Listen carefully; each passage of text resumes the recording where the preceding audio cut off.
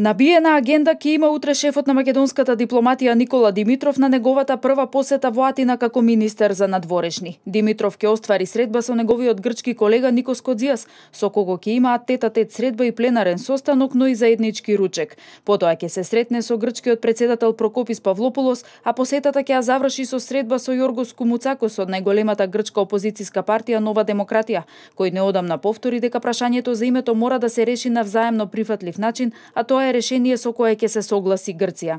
Ден пред неговата посета на Атина, Димитров во интервју за грчкиот весник Товима побара добра волја и од Грција за решавање на спорот со името, затоа што и за Грција ќе биде добро доколку Македонија како нејзин сосед што побрзо стане дел од НАТО. Тој порача дека спорот за името трае предолго и неговото нерешавање влијае и на регионалната стабилност. Побара од двете страни да им пристапат на преговорите конструктивно со почит кон чувствителните точки. Спорот за името трае многу години, иако во суштина е билатерален. Последиците од нерешавањето на спорот може да ја стават во опасност регионалната стабилност. Република Македонија долго време беше во неизвестност, чекајќи во чекалницата пред вратите на НАТО и Европската Унија, кои беа заклучени поради наметнатото политичко исклучување, спротивно на одлуката на Меѓународниот суд во Хаг. Тоа го отвори патот за криза на демократијата во државата. Оптимист сум дека можеби наскоро ќе добиеме и датум за почнување пристапни преговори со Европската Унија, по толку позитивни препораки од Европската комисија.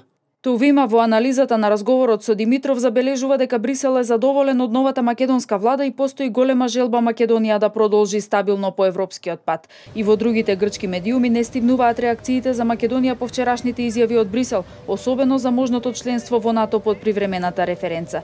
Катиберини пишува дека средбата со Столтенберг е показател за мобилноста во врска со решавање на прашањето за името на Скопје, а дека во Атина се изразува задоволство за реториката на Димитров и Заев.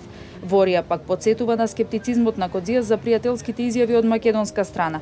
Кодзијас истакна дека од разговорите со Димитров ќе види дали ваквите изјави се суштински или не. Партијата Потами пак денеска истакна дека Грција досега дала многу конкретни примери за добра волја и поднела детални предлози, а земјава треба да ги разгледа долгорочните придобивки. И од ПАСОК посочија дека ако Македонија сака да влезе во НАТО и ЕУ, предуслов е да се најде решение за името. Германскиот весник Тагес Цајтунг во своето денешно онлайн издание пак пишува дека Македонија веројатно ќе се преименува и дека постои предлог како Горна Македонија. Тагес Цајтунг наведува дека доколку влезот во НАТО трае предолго, тогаш Македонија би можела да влезе со привремената референца.